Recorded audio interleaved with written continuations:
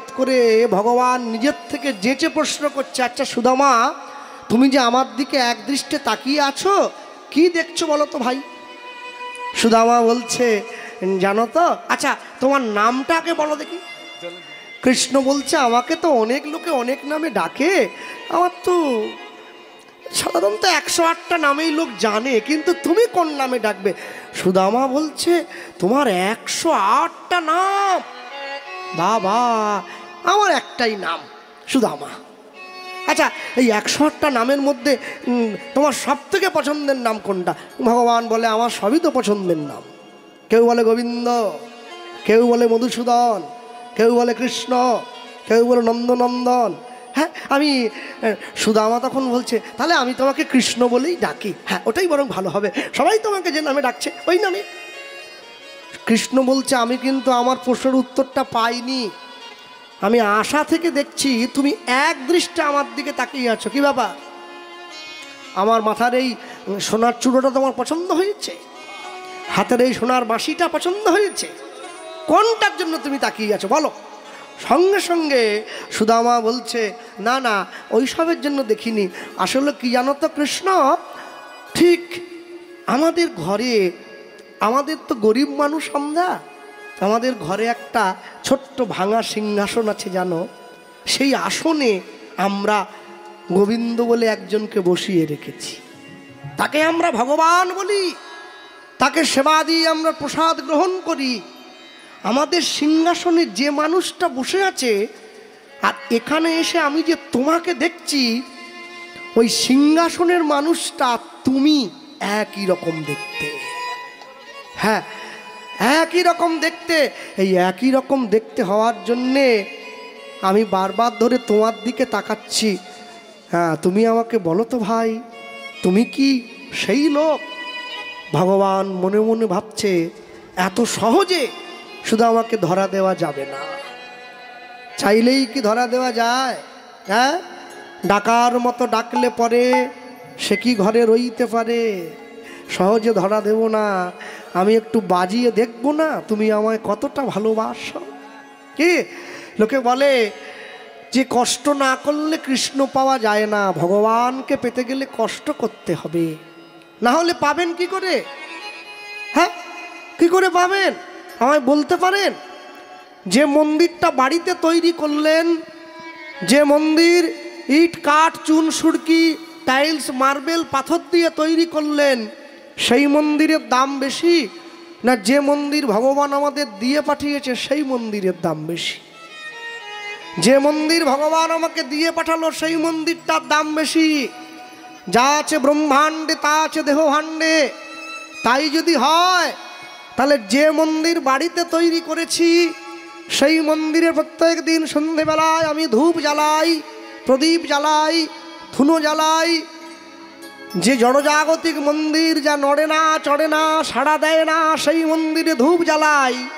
আর যে মন্দির ভগবান দিয়ে পাঠিয়েছে, আমি সেই মন্দিরে বান্ডিল বান্ডিল বিড়ি সিগারেট খৈনি মদ ঢুকিয়ে যাচ্ছি। তাহলে ওই মন্দিরটা পবিত্র রইল, আর এই মন্দিরটা অপবিত্র হয়ে বসে রইল। যে মন্দিরে পাথরের ঠাকুর বসে আছে, সেই মন্দিরে ভগবানকে সেবা দেই আমরা কত ভালো ভালো জিনিস দিয়ে। হ্যাঁ, আলু ভাজা, উচ্ছ ভাজা আর বড়ি ভাজা, প্রেমানন্দে ভোজন করে নদীয়ার রাজা।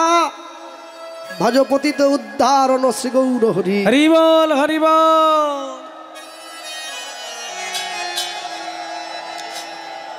যে মন্দিরে আমরা ভগবানকে বসিয়েছি, যে মন্দিরে কাঠের ঠাকুর বসে আছে,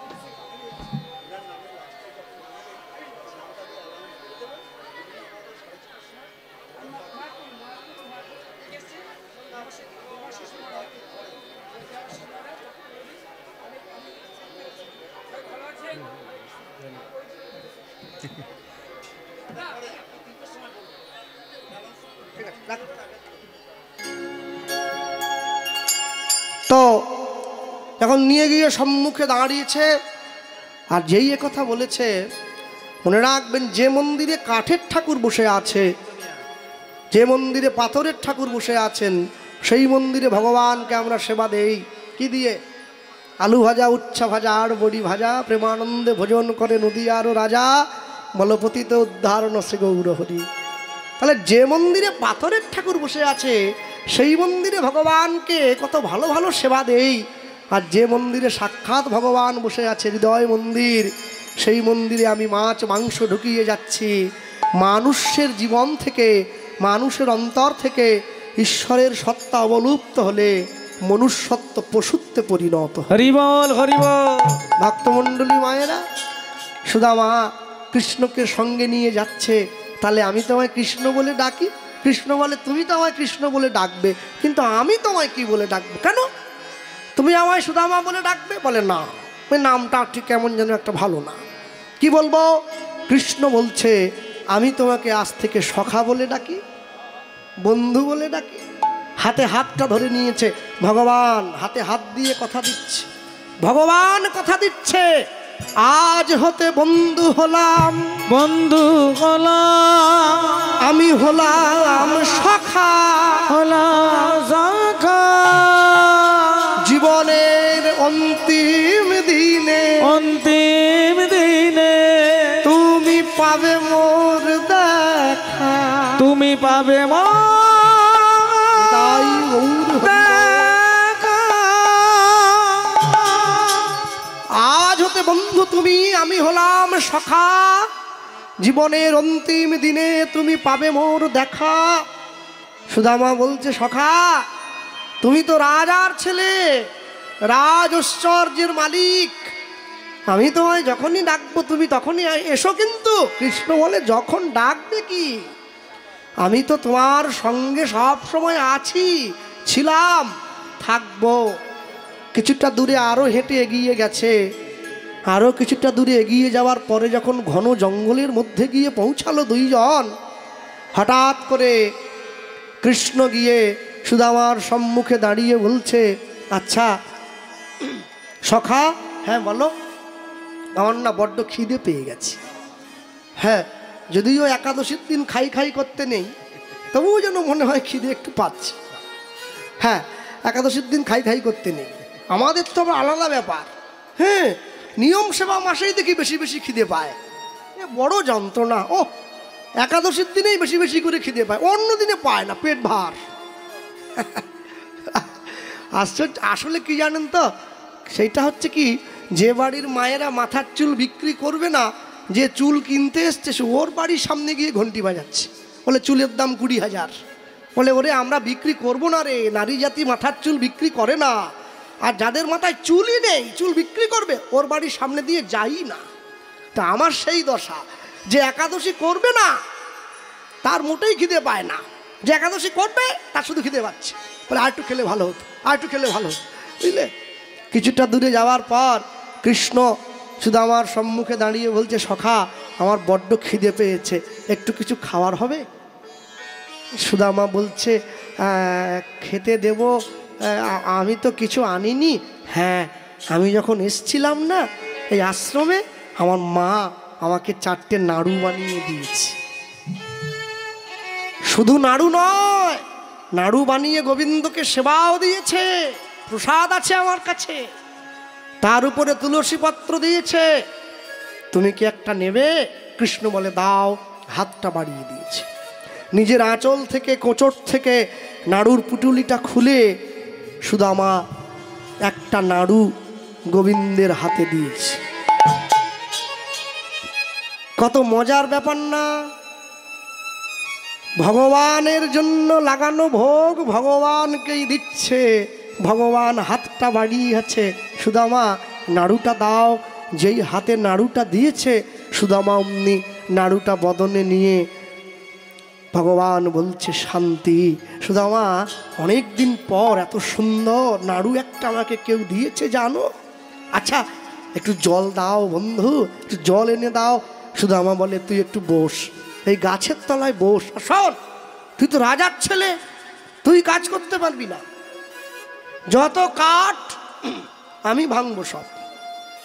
তুই এই গাছের তলায় বসে থাকবি, আমি দুটো বোঝা বাঁধবো, দুটোই আমি মাথায় করে নিয়ে যাব, আশ্রমের সামনে গিয়ে তোর মাথায় একটা তুলে দেবো, তুই বলবি দুটো তুই একটা ভেঙেছিস আমি একটা। ভগবান বলে সুদামা, মানুষ কর্ম না করেই ফল পেতে চায়, তুই কর্ম করেও ফল নিবি না? বলে এটাই তো ভালোবাসা। যে ভালোবাসায় গোবিন্দ পাওয়া যায়, যে ভালোবাসায় গোবিন্দকে বেঁধে রাখা যায়, সেই ভালোবাসা ছাড়া কি জগতে ভালোবাসা পাওয়া যায়? জগতের যত ভালোবাসা সব চোখের নেশা আর স্বার্থের ভাষা। সুদামা গোবিন্দকে বসিয়ে দিয়ে নদীর পাড়ে ছুটে গিয়েছে, নদীর থেকে জল তুলে ভগবানের জন্য আনবে, কিন্তু কাছে তো কোনো পাত্র নেই, কোনো বাসন কোসন নেই, ভগবানকে জল দেবে কি করে? হ্যাঁ, হাতটা ডুবিয়ে দু হাতে করে জলটা যেই পোষো করে তুলে, দু পা এগোতে পারে না, জল পড়ে, আবার তুলে, আবার মনে মনে ভাবছে কি করে যে ভগবানকে, কি করে আমার বন্ধুকে একটু জল খাওয়াবো। হ্যাঁ ঠিক, এই যে কাছে যে ওড়নাটা আছে আমার, উত্তরীয়টা নদীর জলে ডুবিয়ে দেবো, এইটা নিয়ে গিয়ে গোবিন্দের মুখের সামনে ধরবো, উত্তরীয় থেকে জল ঝরে পড়বে আর আমার বন্ধু প্রাণ ভরে জল খাবে। হ্যাঁ, নিয়ে গিয়ে সেই উত্তরীয়টা নদীর জলে ডুবিয়ে যেই তুলে ধরলো, তুলে ধরে যখনই পিছনে ঘুরতে গিয়েছে, তাকিয়ে দেখছে একটা হিংস্র বাঘ দাঁড়িয়ে রয়েছে সুদামাকে, সুদামার সামনে, সুদামাকে ভক্ষণ করবে বলে। সুদামা হাত জোড়ো করে বলে উঠছে, আমি জানি তুমি বড় ক্ষুধার্ত, কিন্তু কি জানো, বিশ্বাস করো, আমি তো ব্রাহ্মণের ছেলে, আমি তোমায় কথা দিচ্ছি, আমার বন্ধু বসে আছে গাছের তলায় একটু জল খাবে বলে, আমি আমার বন্ধুকে এই জলটুকু খাইয়ে এসেই আমি তোমার সামনে দাঁড়াবো, তুমি আমায় সেবা করে নিও, আমি একবারের জন্য না বলবো না। গোবিন্দ পরীক্ষার বোঝাটা বাড়িয়ে দিচ্ছে, চিৎকার করে ডাক দিচ্ছে, সুদামা রে সুদামা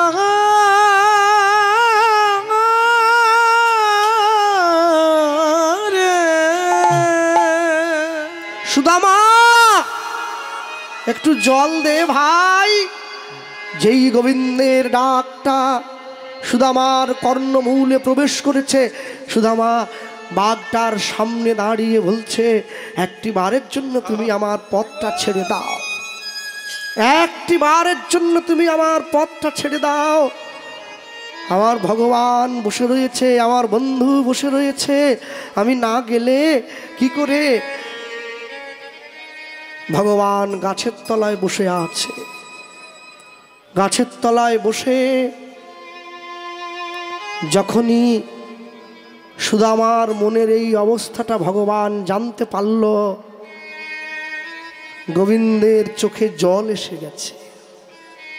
ভগবান মনে মনে ভাবছে, সুদামা এত ভালোবাসিস তুই আমায়, ভালোবাসার জন্যে নিজের প্রাণ পর্যন্ত দিতে যাচ্ছিস বাঘের মুখে, দুবার চিন্তা করলি না ভাই? তোর মতো এহেন ভক্তকে যদি আমি কাছে না পাই, তাহলে তো আমার ভগবান হওয়া বিফল হয়ে যাবে, তাহলে তো আমার ভগবান হওয়া ব্যর্থ হয়ে যাবে। রাবণকে যখন হত্যা করেছে রামচন্দ্র, মা মন্দোদরী ছুটতে ছুটতে আসছে, মায়ের স্মৃতির সিঁদুরটা মুছে গেছে তো, হাজার হলেও মায়ের স্বামী তো, ছুটতে ছুটতে আসছে, আর ছুটতে ছুটতে যখন আসছে দিক বিদিক শূন্য হয়ে, রামচন্দ্র লক্ষ্য করছে মন্দোদরীর ছায়াটা রামচন্দ্রের পায়ের উপরে গিয়ে পড়েছে। আর যখনই পায়ের উপরে গিয়ে পড়ল, মন্দোদরী ছুটে কাছে আসা মাত্র রামচন্দ্র ছুটে গিয়ে মন্দোদরীর সামনে দাঁড়িয়ে হাত দুটো জোড়ো করে বলছে, মা আমার অন্যায় হয়েছে, একটু ক্ষমা করে দাও। মন্দোদরি বলছে, তুমি কেন ক্ষমা চাইছো? কেন চাইছি জানো মা? তুমি যখন ছুটতে ছুটতে আসছিলে না, তোমার ছায়াটা আমার পায়ের উপরে পড়েছে। তুমি তো মা, সন্তানের পায়ের উপরে মায়ের ছায়া পড়াটা সন্তানের জন্য শুভ নয়, তাই আমি ক্ষমা চাইছি। মন্দোদরি ছুটে গিয়ে রামচন্দ্রের হাতটা ধরে নিয়েছে। রাম, আমার স্বামী তোমার স্ত্রীকে হরণ করে নিয়ে এলো, আসার পথে জটায়ুকে হত্যা করলো, তোমাকে কত কষ্ট দিয়েছে, কত বানর সেনাকে কত দুঃখ দিয়েছে। তোমার অনুগামী পবননন্দন হনুমানের লেজে আগুন ধরিয়ে দিয়েছে আমার স্বামী। এত কিছু হওয়ার পর আজকে সে মারা গেছে। আমার প্রতি তোমার বিন্দুমাত্র রাগ নেই, তুমি উল্টে আমাকে প্রণাম করছো। এই জন্যই তো তোমাকে ভগবান বলে জগতের মানুষে জানে। ভগবান সবাই হতে পারবে না। ভগবান হতে গেলে ভগবত্তার দরকার আছে। ভগবত্তা যদি না থাকে আপনি ভগবান হবেন কি করে? হ্যাঁ, কি করে হবেন? সব সময়ের জন্য জানবেন, আমি বৃন্দাবনে এক ব্রজ মায়ের সঙ্গে আমার সাক্ষাৎ হয়েছিল। বৃন্দাবনে বছরে একবার যাওয়া আসা হয় আমাদের। বৃন্দাবনের এক ব্রজ মা সাক্ষাৎ হয়েছিল, বলে জানো বাবা, আমি প্রত্যেক দিন গোবিন্দের জন্য 4টে করে রুটি বানাই। আমি বললাম আপনার কে আছে? বলছে আমি আর আমার স্বামী, 2 জন। আমাদের কোনো সন্তানাদি নেই। গোবিন্দকে আমরা ছেলে বলে ভালোবাসি। তো আমরা ব্রজবাসী, তো আমরা বড় অল্প আহার করি। কেন জানো? একটা কারণের জন্য অল্প আহার। কি? যে বেশি খেলে ঘুম পায়, ঘুম পেলে না নামে বাধা হয়ে যায়। কম খাই। আমার একটা রুটি, আমার স্বামীর একটা রুটি, আর 2টো রুটি আমার গোবিন্দের জন্যে। কেন জানো? ও তো কম বয়সের ছেলে, ওর একটু খিদেটা বেশি। কতটা ভালোবাসে একবার দেখো। কম বয়সের ছেলে বলে বেশি খায়, তার জন্যে 2টো রুটি বানায়। আর নিজে কম খায়, তার জন্য একটা রুটি বানায়। আর আমরা নিজে খাবো বলে ভালো ফলটা কিনে আনি, ভগবানের মন্দিরে দেওয়ার জন্য পোকা ফলটা কিনে আনি। মা উপরে চলে এসো। মনে রাখবে, ভগবানকে নিজের থেকে বেশি ভালোবাসতে না পারলে গোবিন্দকে আপন করা যায় না। তা আমি বললাম, মা তুমি এই যে রুটি বানাও, একটা রুটিতে তোমার হয়ে যায়? বলে না না, আমরা তো বেলনি চাকি দিয়ে বানাই না। তাহলে আটায় জল দেই, আটাটা মাখি, একটু মাখন দিলাম, একটু মিষ্টি দিলাম, দিয়ে এইভাবে হাতে থাপড় দিয়ে দিই, আর দিতে দিতে গোল হয়ে যায়, বুঝলে? এই মোটা, এই মোটা দেখলে মনে হয় কাঁচা, কিন্তু না, ওটা অমৃতের মতো। তা আমি বললাম আজকে বসে আছো? বলে আজকে মনটা বড় খারাপ। বলে মন খারাপ কেন? বলে কেন মন খারাপ জানো? একটা কারণের জন্যে। কারণটা কি? বলছে প্রতিদিন যখন আমি এই আটাটা মাখি ভগবানের জন্যে, এই প্রত্যেক দিন আটা মাখতে গিয়ে আমি দেখতে পাই, কি দেখি? আমার চোখ থেকে 2 ফোঁটা জল ঝরে ভগবানের সেবা দ্রব্যের উপরে পড়েছে। তা যেদিনকে না পড়বে, আমি জানি আজ আমার গোবিন্দ সেবা করবে না। এখনো পর্যন্ত বসে আছি আমার নয়ন থেকে জল আসার অপেক্ষায়। যখন এই নয়নের জল ঝরে এই আটার উপরে পড়বে, তারপরে আমি মাখা শুরু করব। মনে রাখবেন, এই ভালোবাসা না হলে গোবিন্দ পাওয়া যাবে না। মন্ত্র তন্ত্র জপ ধ্যান কিচ্ছু প্রয়োজন নেই। শুধুমাত্র সময়ে অসময়ে সুখে দুঃখে তার চরণে 2 ফোঁটা নয়নের জল দিতে হয়। তাহলেই ভালোবাসার অর্থ বোঝা যায়। বিখ্যাত গান আছে না, হৃদয় আছে যা সেই তো ভালোবাসে, প্রতিটি মানুষের জীবনে প্রেম আসে। হৃদয় আছে যা সেই তো ভালোবাসে, প্রতিটি মানুষের জীবনে প্রেম আসে। কেউ কি ভেবেছিল শ্যামকে ভালোবেসে রাধার ভালোবাসা কাহিনী হয়ে যাবে? হৃদয়ে লেখো নাম, সে নাম রয়ে যাবে। যদি কাগজে লেখো নাম, কাগজ ছিঁড়ে যাবে। পাথরে লেখো নাম, পাথর ক্ষয়ে যাবে। হৃদয়ে লেখো নাম, সে নাম রয়ে যাবে। ভালো যদি বাঁচতে হয় অন্তর দিয়ে বাসবে। ভক্তমণ্ডলী মায়েরা, সুদামা গোবিন্দকে সঙ্গে নিয়ে মনের হিংস্র বাঘ সে পর্যন্ত গোবিন্দের প্রেমে উন্মুখ হয়ে মুখ ফিরাইয়ে চলে গেছে। সুদামা ছুটতে ছুটতে আসছে ভগবানকে জল সেবা করাবার জন্যে। ছুটতে ছুটতে এসে গোবিন্দের সম্মুখে দাঁড়িয়ে সেই পুটুলিটা, নিজের গায়ের সেই উত্তরীয়টা গোবিন্দের মুখের সামনে ধরেছে। আর যখনই ধরেছে সঙ্গে সঙ্গে সেই উত্তরীয় থেকে জল গিয়ে ভগবানের বদনে পড়ছে। ভগবান সেবা করছে অতি আনন্দ সহকারে। আর এই যে অতি আনন্দ সহকারে সেবা করল, সেবা করে ভগবানের মন বড় তৃপ্ত। গভীর রাত্রি একে অপরকে বক্ষ মাঝে জড়াইয়ে ধরে ঘুমায় রয়েছে বৃক্ষতলে। সকাল হয়ে গেছে। পরের দিন সকালবেলায় মাথায় কাঠটা নিয়ে সুদামা ছুটতে ছুটতে গোবিন্দকে পিছনে নিয়ে যাচ্ছে। কৃষ্ণ পিছনে আয়। কেন? পথে যদি কাঁটা থাকে আগে আমার পায়ে ফুটবে, তোর যেন না ফোটে। কত বড় ভালোবাসা! গোবিন্দের পায়ে যেন কাঁটা না ফোটে, আগে আমার পায়ে ফুটবে। এই বোধ কি আছে? হ্যাঁ, আমি অনেক অনেক মায়েদেরকে দেখছি, অনেক অনেক ছেলে মেয়েদের দেখছি যারা একটা ওড়না গায়ে দিয়ে এসছো আজকে সদাব্রত ঘাটে। সেই উত্তরীয়তে নাম লেখা আছে, রাধা রাধা রাধা রাধা লেখা আছে না? অনেকের গায়ে আমি দেখতে পাচ্ছি, অনেকের গায়ে রয়েছে। হ্যাঁ, আমিও তো বৃন্দাবনে গিয়ে কিনেছিলাম 10টা উত্তরী, আসরে গায়ে দিয়ে গাইবো বলে। দেখতে ভালো লাগে না? নিয়ে গিয়ে সম্মুখে দাঁড়িয়েছে। আমি যখনই কিনে নিয়ে ওড়নাটা বেরিয়ে এলাম দোকান থেকে, এক সাধুর সঙ্গে আমার সাক্ষাৎ হলো। তিনি বলছেন, বাবা কি কিনলে?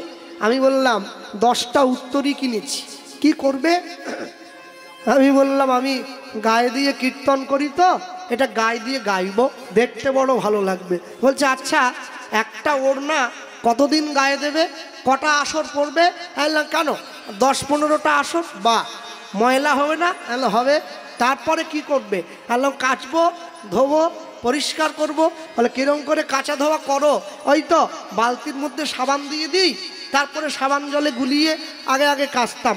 এখন তো নেই, বাড়িতে মেশিনের মধ্যে ঢুকিয়ে দিলাম, ঢুকিয়ে দিয়ে সুইচটা দিয়ে দিলাম, ওটা ঘুরছে। ঘোরার পর বের করলাম, জল ঝরবে, তুলে নিয়ে গিয়ে ছাদে দিয়ে দেবো। বলে এবার চিন্তা করো, যখন তুমি ওটাকে কাচার জন্য জল সমেত বের করবে বাবা, ওড়নার জল পায়ে পড়বে না? সে তো পড়বেই। আপনি বললেও পড়বে, না বললেও পড়বে, এতে নতুন আর কি আছে? বলে না, নতুন তো এইখানে আছে। একবার চিন্তা করে দেখো, রাধা নাম লেখা উত্তরীয় জল তোমার পায়ে পড়বে, তোমার অপরাধের ভয় নাই, তোমার নিজের জীবনের ভয় নাই। যে রাধা নাম গোবিন্দ বক্ষে রেখেছে তাকে তুমি পায়ে ফেলবে? খবরদার। রাধা নাম লেখা উত্তরীয় কেউ গায়ে দেবেন না, রাধা নাম লেখা জামা পরবেন না। তা যিনি আবার আমাকে এটা বলছেন, আমি বললাম, বাবা তাহলে কি করব? বলে আগে ফেরত দিয়ে দাও। ও দোকানদার বুঝেছে ওর ব্যবসা নষ্ট হবে, ও আমাকে বলছে, কি ব্যাপার? বললাম, বাবু এ নেওয়া যাবে না, আপনি ফেরত নিয়ে নেন। বলে ফেরত নিতে পারি, পয়সা ফেরত দেবো না। বললাম, যদি নাও দেন তবু নেন। কেন? সাধুর কথা অমান্য করা যাবে না। সাধু বাক্য গুরু কথা সত্য করি মানো, ইহা বিনা অচল হইবে তোমারও জীবন। সব সময় জানবে সাধু বাক্য গুরু নির্দেশ সঠিক করে পালন করবে।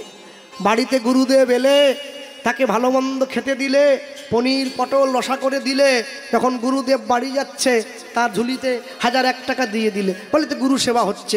এটা গুরু সেবা নয়। গুরুদেব যে নির্দেশ আমাকে দিয়েছে প্রত্যেক দিন কম করে 16 মালা জপ করবি, এই নির্দেশ যদি পালন করতে পারি তবেই তো গুরু সেবা হবে, না হলে কি করে গুরু সেবা হবে? গুরুদেবের নির্দেশটা পালন করাটাই গুরু সেবা, মনে রাখবেন। আর যদি বা রাধা নামের উত্তরী গায়ে দেন, ময়লা হয়ে গেলে ওটা যমুনার জলে ভাসিয়ে দিতে হবে, ওটা কেচে পরিষ্কার করে পরা যায় না। নিতাই গৌর প্রেমানন্দ। হরি বল, হরি বল। হ্যাঁ, এমনি এমনি হবে? ভক্তমণ্ডলী মায়েরা সুদামাকে সাথে নিয়ে কৃষ্ণ আসছে, কৃষ্ণ নামের মালা গেথে, কৃষ্ণ নামের মালা গেথে গলায় পরে না রাধা নাম সদাবাসী সুর ভরে না। কৃষ্ণ নামের মালা উলুধ্বনি হরি বল। কৃষ্ণ নামের মালা গেথে গলায় পড়ে না রাধা নাম সদাবাসী সুর ভরে না। রাধা নাম সদাবাসী সুর ভরে না। কৃষ্ণ নামের মালা গেথে, কৃষ্ণ নামের মালা গেথে হরি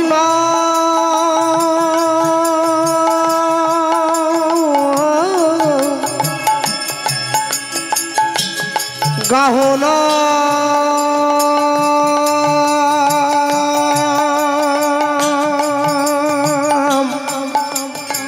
গাহনা। কৃষ্ণ নামের মালা গেতে, কৃষ্ণ নামের মালা গেতে গলায় পড়ে না রাধা নাম সদাবাসী সুর পড়ে না। রাধা নাম সদাবাসী সুর পড়ে না। আপন করিয়া গাহ সেই নাম, শান্তি পাইবে তুমি, পাবে পরিত্রাণ। আপন করিয়া গাও সেই নাম, নাম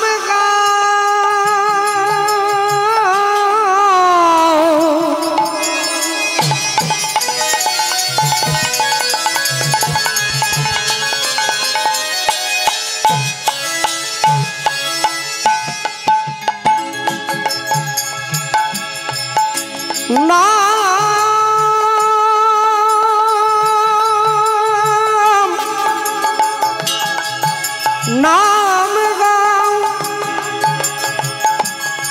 নাম হরি নাম গাহ নাম, নাম অভিরাম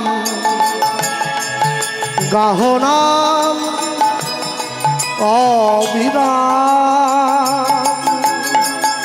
আপন করিয়া গাও সেই নাম, শান্তি পাইবে তুমি,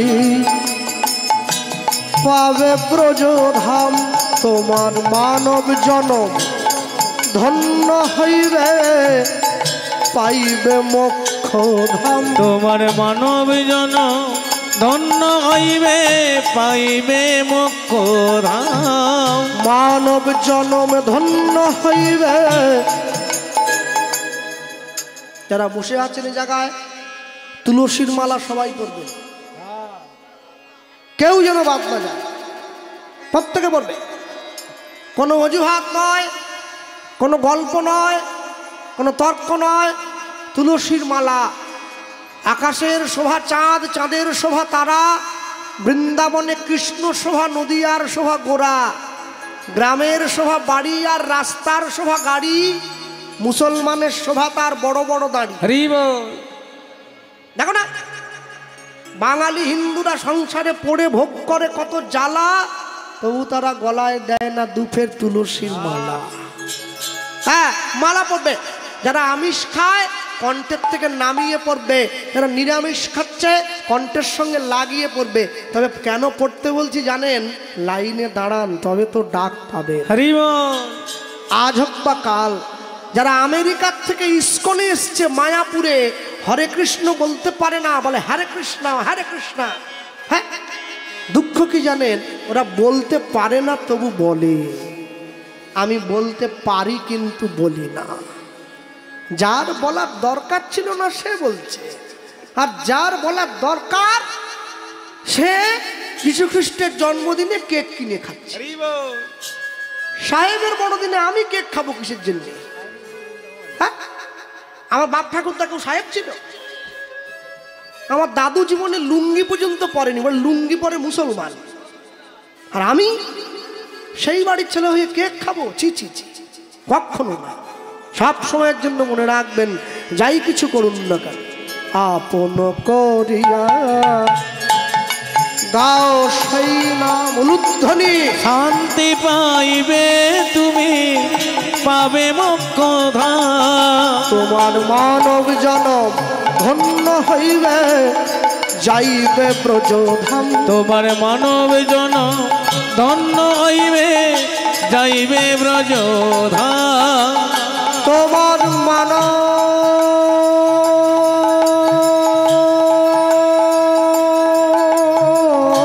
জনম ধন্য হইবে, যাইবে ব্রজধাম। তোমার মানব জনম ধন্য হইবে, পাইবে মোক্ষ ধাম। প্রাণ ভরে নাম গাও, নাম গাও, নাম গাও। রাধা নাম সদা বাঁচে সুর মরে না। হরি হরি রাধা নাম সদা বাঁচে সুর মরে না। নাম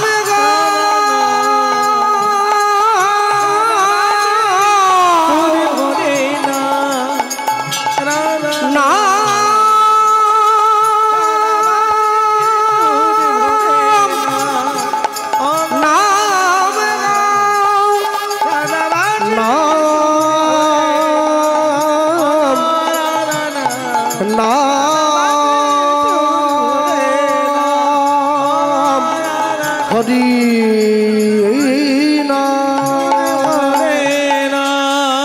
প্রেম সে বল নিতাই গৌর হরি হরিব গৌর হরিব গৌর হরি হরি গৌর হরিব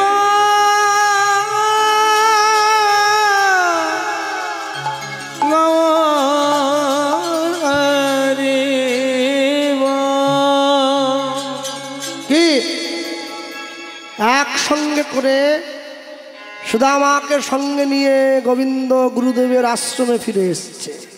হ্যাঁ, দুপুর বেলায় গুরুদেব রান্না করে ভগবানকে সেবা দিয়ে সুদামা আর কৃষ্ণকে পাশাপাশি বসিয়ে দিয়েছে। সুদামা প্রসাদ,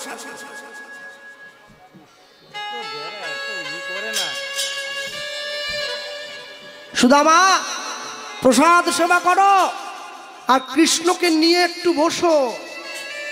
অত্য সরল মন। সুদামা প্রসাদের দানাটা হাতে তুলে মহাপ্রসাদে গোবিন্দে নমো ব্রহ্মণে বৈষ্ণবে স্বল্প পুণ্যবতাং রাজন বিশ্বাস নৈব উপজায়তে শরীর আবিদ্যা জাল জড়েন্দ্রিয়তায় কাল জীবে ফেলে বিষয় সাগরে তার মধ্যে জিহাবতী লোভময় সুদূরমতি তাকে যে তা কঠিন সংসারে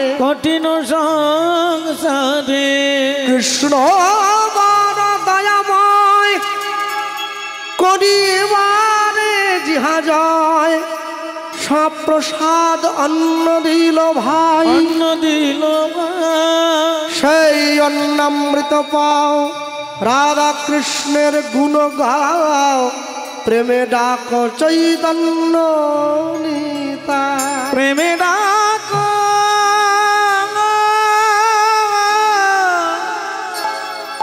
চৈতন্য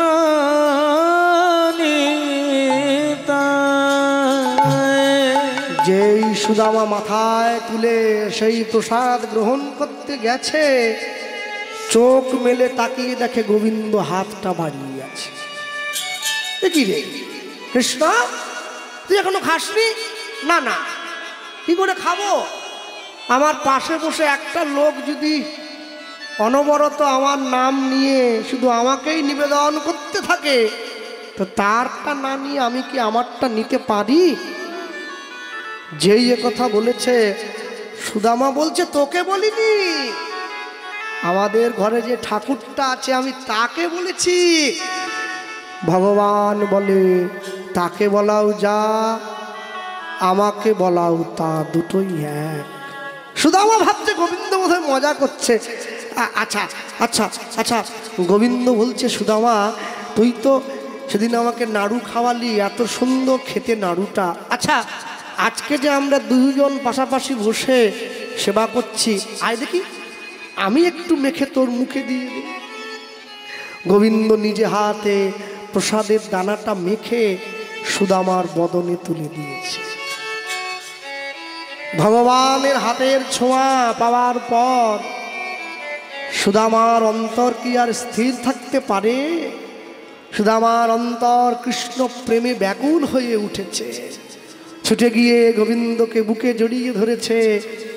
সন্দীপুনি মুনি মনে মনে ভাবে, এই দিনটা দেখার জন্যই তো অপেক্ষা করেছি, এই দিনটা দেখার জন্য অপেক্ষা করে বসেছিলাম।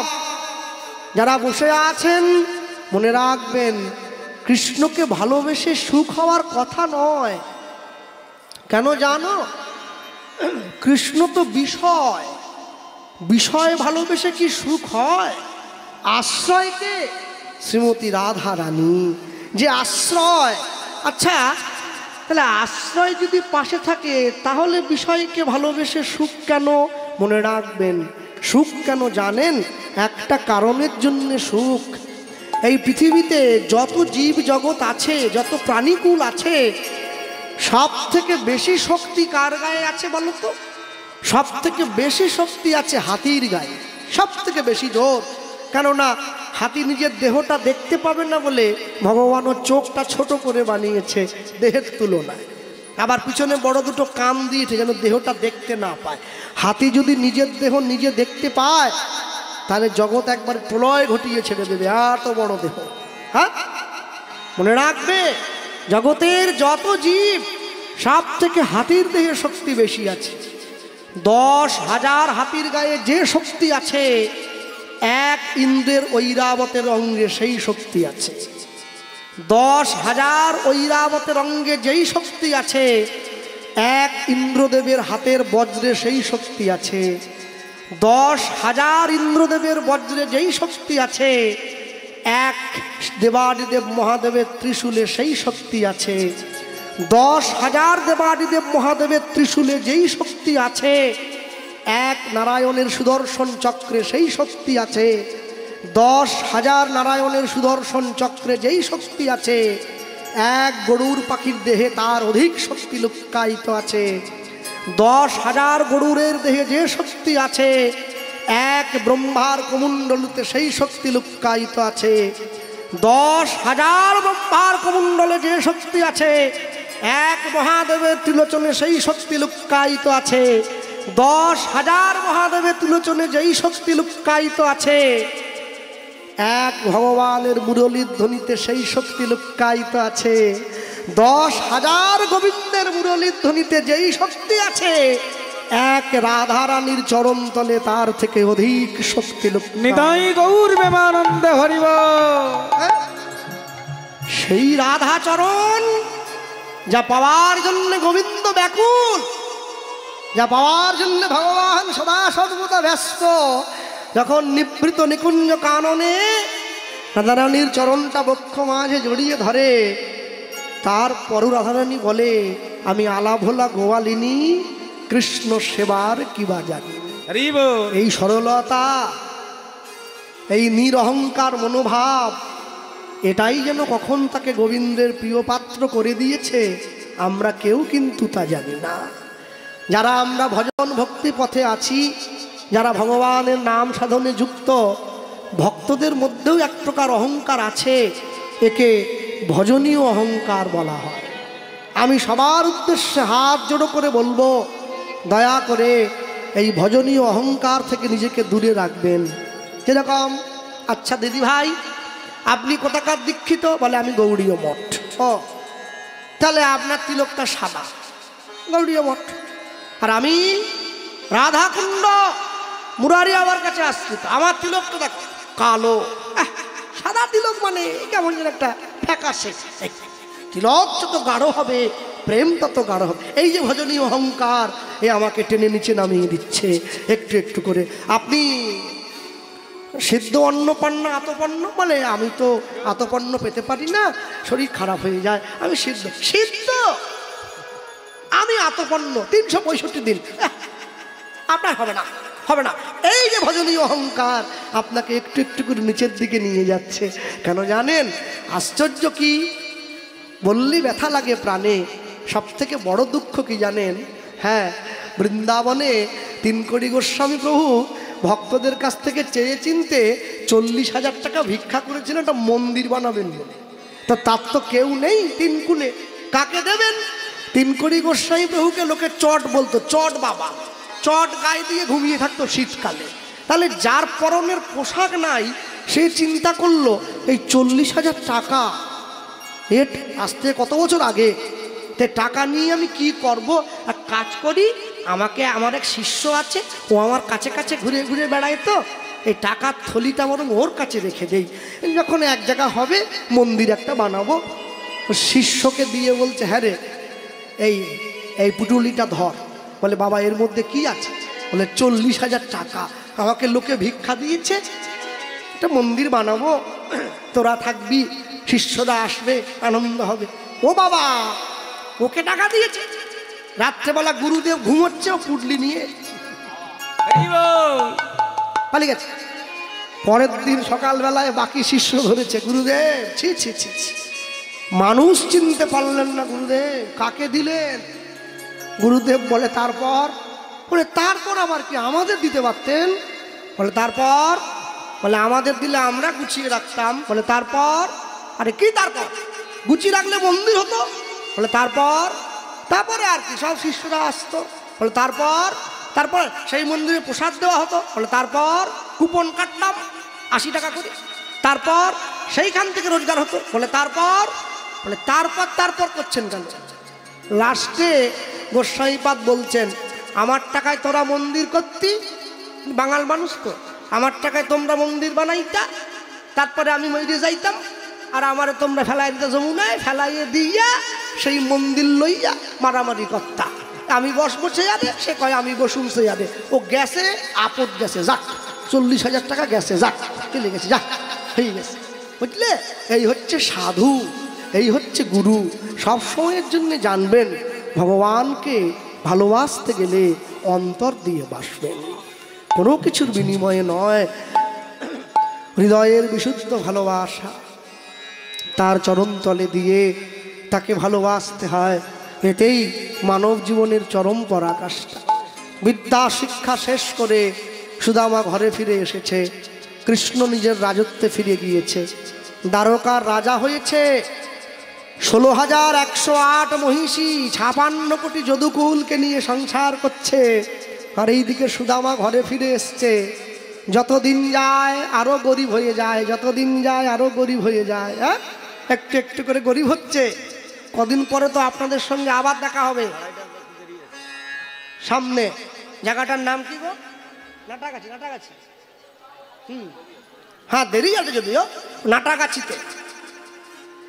নাটাগাছি আমাদের কীর্তন রয়েছে। হ্যাঁ, এটা বারুইপুর না, কোন জায়গাটা? সোনারপুর। সোনারপুর, হ্যাঁ। অনেকে যায় এখান থেকে, গতবার আমার সঙ্গে পরিচয় হয়েছে। হ্যাঁ, এবছর ওরা টাইমটা এগিয়ে দিয়েছে আমার, কেন অনেকে ওদেরকে অবজেকশন জানিয়েছে কমিটিকে যে আমরা দূর থেকে আসি, কি করে বাড়ি যাব। ওই জন্য কমিটি বলল গোপালবাবুর সময়টা এগিয়ে দাও, বিকেল 3টের থেকে সন্ধ্যে 6টা। হ্যাঁ, যদি যান তা আপনাদের মতো ভক্তদের চরণধুলি আরেকবার নেওয়ার সৌভাগ্য হবে। নিতাই গৌর প্রেমানন্দ হরি বল, হরি বল। হ্যাঁ, না শুধু যে ওই জন্য ডাকছি তা নয়, একটু ভিড়টাও বাড়বে, কমিটি জানলো ভিড়টা হচ্ছে, যাক এটা ভালো একটা। হ্যাঁ, ভক্তমণ্ডলী মায়েরা, সুদামা ঘরে এসছে আর বিয়ে করেছে স্ত্রী সুশীলা দেবী। যে বাড়ির ছেলে নিরামিষ খায়, গোবিন্দ সেবা করে, সে যদি আমিষ খাওয়া ছেলেকে বিয়ে করে তার জীবন নষ্ট হয়ে যাবে, আমিষ খাওয়া মেয়ে যদি ঘরে আসে। আর যে বাড়ির মেয়ে নিরামিষ খায়, সে যদি আমিষ খাওয়া ছেলেকে বিয়ে করে তাহলে তার জীবন একেবারে ধ্বংস হয়ে চলে যাবে। যে যেমন তার সঙ্গে দিতে হবে তেমন। হ্যাঁ, এমনি এমনি হবে। সুদামার থেকে সুদামার স্ত্রী আরো বড় ভক্ত হয়েছে, ভগবান জুটিয়ে দিয়েছে। দেখো না, যখন সুদামা যায় গঙ্গা স্নানে, তার স্ত্রী তখন ফুল বাগানে সুদামা যায় গঙ্গা স্নানে, তার স্ত্রী তখন ফুল বাগানে। সুদামা যখন গোবিন্দ সেবায় বসে, তার স্ত্রী পাশে বসে চন্দন ঘষে। আমার সুদামা যখন গোবিন্দের সেবায় বসে, তার স্ত্রী পাশে বসে চন্দন ঘষে। সুদামা যখন গোবিন্দের নাম করে, তার স্ত্রী নয়ন জলে বদন ঝুরে। সুদামা যখন গৌরে গোবিন্দের নাম বলে, তার স্ত্রী নয়ন জলে বদন ঝুরে। এ যে যুগল ভজন রে, উলুধ্বনি হরিব না যুগল ভজন রে, এ যে যুগল ভজন রে, যুগল ভজন রে। ওগো যুগলেতে হয় ভাই, না যুগল ভজন রে, ও যে যুগলেতে হয় ভাই, যুগল ভজন রে, ও যে যুগলেতে হয়। এবার যুগল ছাড়া গতি নাই, যুগল ভজনে যুগল ছাড়া গতি নাই, যুগল ভজনে যুগল ছাড়া গতি নাই, যুগল ভজন যুগল ছাড়া গতি নাই, যুগল ভজন রে, যুগল ভজন রে।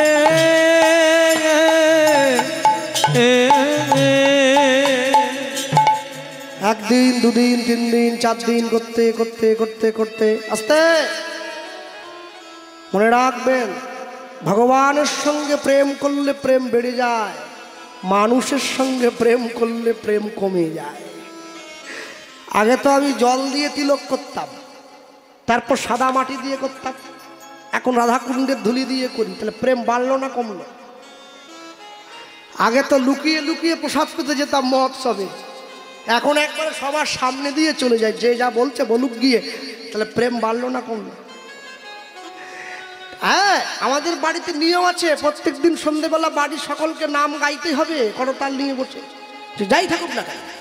তা আগে আগে আস্তে আস্তে গাইতাম, হরে কৃষ্ণ কৃষ্ণ কৃষ্ণ হরে হরে রাম। মানুষ বড় হচ্ছি না, কলেজে পড়ি, লোক খারাপ বলবে। এখন রাম করতাল পিটিয়ে একবারে পাশের লোকের কানের পোকা একবারে হরে কৃষ্ণ কৃষ্ণ কৃষ্ণ। প্রেম বেড়েছে না কমেছে? যত ভগবানকে ভালোবাসবেন প্রেম বাড়বে। মানুষের সঙ্গে প্রেম করুন। 80,000 টাকা বেতন পায় যে স্কুল মাস্টার, তার বউ তাকে ডেকে বলতিছে তুমি আমার জন্য কি করলে? বলে কি করিনি, বলে কি করলে? রে লোকে ভরিতে সোনা কেনে, তোকে কেজিতে কিনে দিয়েছি।